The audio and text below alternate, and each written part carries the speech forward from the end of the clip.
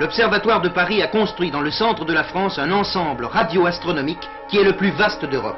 Les radiotélescopes ne voient pas les astres, ils les écoutent.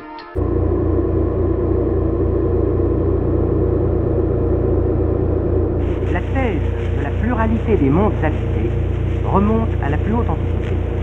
Les penseurs grecs, comme Anaxagore, Xénophane et Plutarque, l'ont soutenu.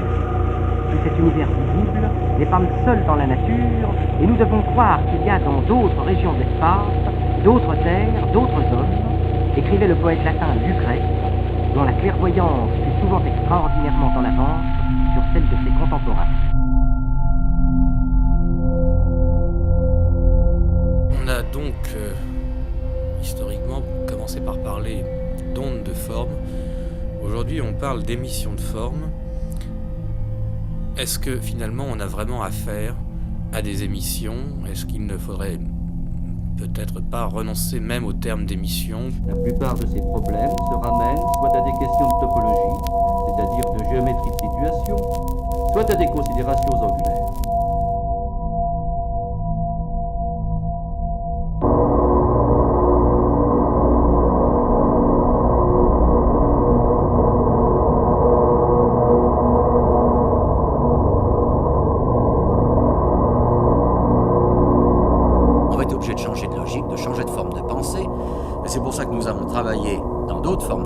Et que nous avons retrouvé comme cas particulier des niveaux que j'appellerais maintenant de délocalisation, puisqu'on se trouve dans un univers, dans une description d'univers où toutes les choses ne sont pas forcément repérables. Contrairement à la science habituelle qui vous dira telle galaxie se trouve à tant de millions d'années-lumière, nous nous disons telle galaxie est en état de plus ou moins grande émergence. Quiconque a contemplé effectivement, ne serait-ce que les monuments que ces civilisations ont laissés, en retire une impression de force consciemment maîtrisé, même s'il ne peut pas l'expliquer rationnellement.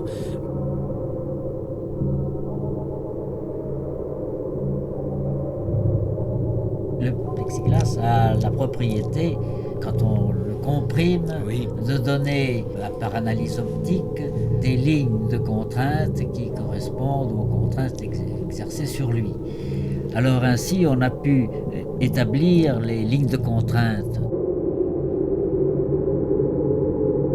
Si l'on peut s'exprimer ainsi, lorsque on abolit en soi la notion d'espace qui, elle seule, conditionne le temps, on est réduit à la géométrie du point, dans laquelle la succession est remplacée par une simultanéité. Par conséquent, on voit sur un certain plan des images, et si le voyant est doué ou a développé la faculté de voir l'intemporel, il voit ces images.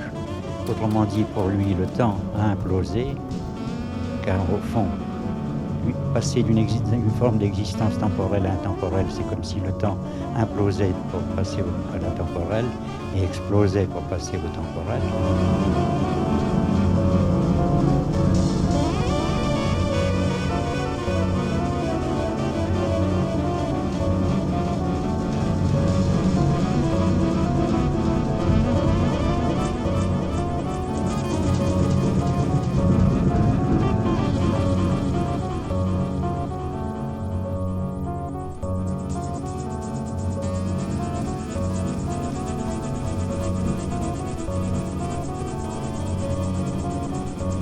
Il est peut-être juste de nommer une technique du temps.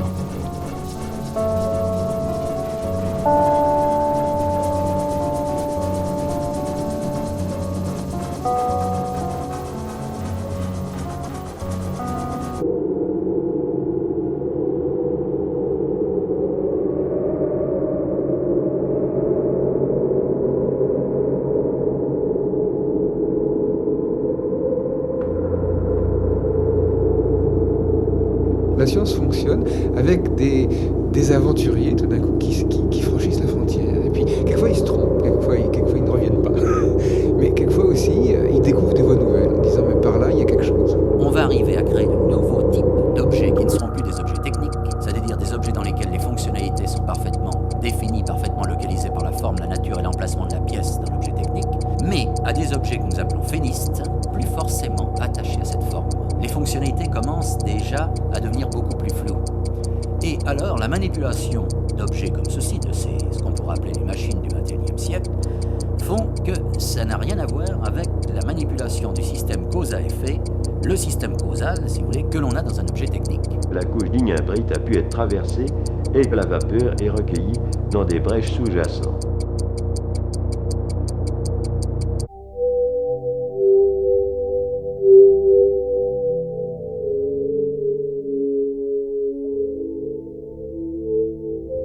Tout à l'heure, c'est une dialectique de l'espace que nous distinguions sous les formes verbales.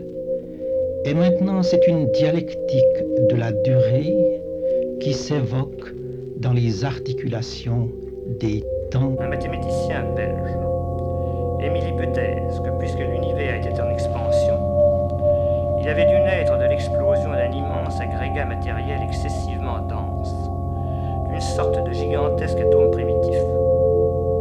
Les débris de l'explosion s'éloignent dans toutes les directions, et ces débris ne sont autres que les galaxies.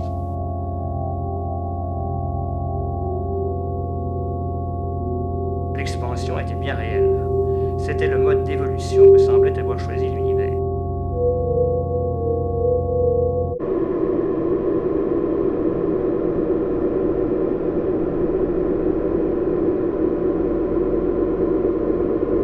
Bon, le dédoublement. Mais le dédoublement, si vous voulez, il ne faut pas l'employer comme une technique seule. Il faut l'employer. Il faut étudier les formes, étudier le passé, étudier un rituel, le reproduire, regarder les émissions qui apparaissent à ce moment-là, et d'autre part, regarder les états, parce qu'il y a aussi les états des émissions, dont je pense qu'on n'aura sans doute pas le temps de discuter aujourd'hui.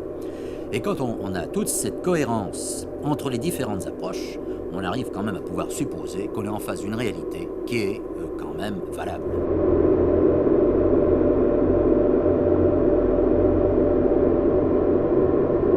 L'expansion n'aurait pas suivi une courbe de vitesse régulière. D'abord très rapide. Elle se serait ralentie sous l'effet des forces de gravitation pour atteindre à faible allure un état voisin du point d'équilibre qu'Einstein avait jugé impossible.